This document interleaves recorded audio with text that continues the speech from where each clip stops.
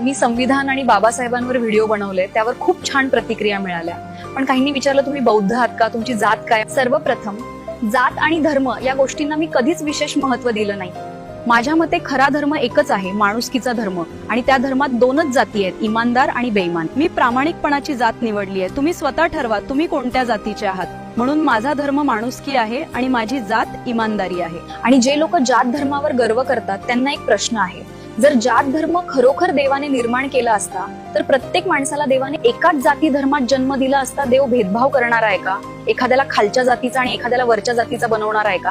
आपले आई वडील आपल्या 4 मुलांमध्ये भेदभाव करत नाहीत, मग सर्वांना समान मानणारा देव असा भेदभाव कसा करेल? खरं तर जात आणि धर्माची विभागणी काही लोकांनी त्यांच्या सोयीसाठी निर्माण केली, देवाने नाही.